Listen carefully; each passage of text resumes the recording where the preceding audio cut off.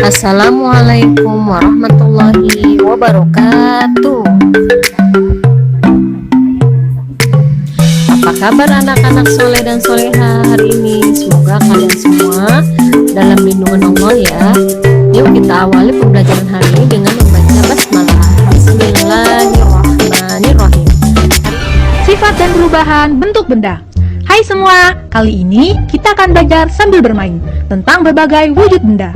Kalian tentunya tahu sekali ya gambar ini. Ini gambar kursi. Bisakah kalian memegangnya? Apakah bentuknya bisa berubah-ubah?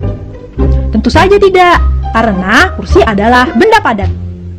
Nah, sekarang coba kamu lihat gambar ini. Tentunya kalian setiap hari pasti menyentuh air. Kita semua butuh air, baik untuk minum, mandi, mencuci, dan kebutuhan lainnya. Tahukah kalian air berwujud apa? Bagus, air berwujud cair. Sekarang, coba kamu perhatikan gambar balon berwarna-warni ini. Apakah yang membuat balon yang tadinya kempes bisa mengembang? Ya, balon berisi udara, sehingga ia dapat mengembang. Menurut kalian, apakah wujud udara itu? Betul, udara wujudnya gas. Coba kalian sebutkan benda apa lagi ya yang berwujud gas? Sekarang, mari lihat pensil ini. Ketika pensil ini dipegang dan diletakkan di dalam tas, bentuknya tetap sama, tidak berubah. Sekarang, coba kalian lihat kain ini.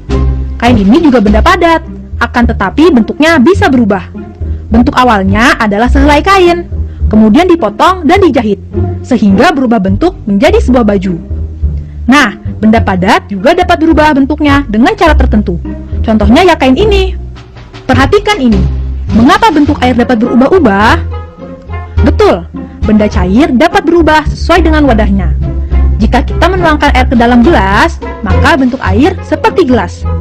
Tetapi, jika menuangkan air ke dalam mangkok, maka bentuknya seperti mangkok. Dan jika kita menuangkan air ke dalam botol, maka bentuknya seperti apa, hayo? Ya, bentuknya berubah seperti botol. Nah, selain bisa berubah-ubah, ternyata benda cair juga dapat menempati ruang dan mempunyai massa, seperti yang bisa kita lihat di Globi. Air yang tumpah membuktikan bahwa seluruh ruangan gelas sudah terisi oleh air. Mengapa demikian? Itu terjadi karena air mempunyai massa. Hal ini bisa kita lihat ketika kita mengangkat gelas kosong, maka terasa akan lebih ringan dibandingkan jika kita mengangkat gelas yang sudah berisi air. Selain mempunyai massa, benda cair juga mempunyai sifat bahwa permukaan benda cair yang tenang selalu datar. Akan tetapi, jika mendapat usikan, permukaan air tidak lagi datar. Coba kamu perhatikan ini. Kalian tentunya pernah melihat air sungai atau air terjun. Kemanakah airnya mengalir? Ya, benda cair mengalir dari tempat tinggi ke tempat yang lebih rendah seperti air terjun ini. Benda cair juga dapat melarutkan zat tertentu, seperti saat kamu membuat es teh manis. Jika secangkir teh pahit kita berikan sesendok gula pasir, kemudian diaduk, maka kita akan memperoleh secangkir teh manis. Itu karena gula pasir dapat larut dalam air teh, sehingga rasa air teh menjadi manis. Air dapat melarutkan zat atau bahan tertentu, sehingga air disebut zat pelarut. Sedangkan air dan zat yang terlarut di dalamnya disebut larutan. Sekarang lihat balon ini. Apakah yang terjadi jika balon ini ditiup? Balonnya akan mengembang, bukan? Benda gas terdapat di mana-mana. Iya, karena di permukaan bumi ini selalu dikelilingi oleh benda gas yang disebut udara. Seperti udara di dalam balon ini. Benda gas menempati ruang dan bentuknya dapat berubah-ubah sesuai dengan ruang yang ditempati. Nah, sekarang kita akan belajar tentang perubahan wujud benda. Apakah kalian sudah siap? Kan, perubahan wujud dari benda padat ke cair, yang disebut mencair. Sebaliknya, perubahan wujud dari benda cair menjadi benda padat disebut membeku. Selain itu, air jika dipanaskan berubah wujud dari bentuk cair ke bentuk gas. Hasilnya, nanti keluarlah uap air. Perubahan ini disebut menguap.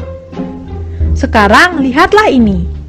Jika es kita masukkan ke dalam gelas, maka seperti yang bisa kita lihat. Lihat, dinding gelas kita akan terbentuk titik-titik air. Titik-titik ini berasal dari udara yang berwujud gas, lalu berubah menjadi cair. Perubahan ini disebut mengembun. Tahukah kalian benda apa ini? Ya, ini adalah kamper atau kapur barus. Selain membeku, mencair, dan mengembun, ada pula perubahan wujud yang disebut menyublim. Seperti yang terjadi pada kapur barus atau kamper ini. Kapur barus yang disimpan pada lemari pakaian lama-kelamaan akan habis karena berubah wujud menjadi gas yang berbau wangi. Menyublim itu merupakan peristiwa perubahan zat padat menjadi gas. Wah, aku sekarang lebih mengerti tentang perubahan wujud benda. Bagus itu. Sekarang coba kalian lihat ini ya. Tahukah kalian mengapa jas hujan ini terbuat dari plastik? Jas hujan dibuat dari bahan plastik karena plastik tahan air. Jadi sifat-sifat benda mempengaruhi kegunaannya. Demikian pembelajaran hari ini. Terima kasih atas perhatiannya. Sampai jumpa lagi di pembelajaran berikutnya. Selamat belajar dan tetap semangat ya. Wassalamualaikum warahmatullahi wabarakatuh.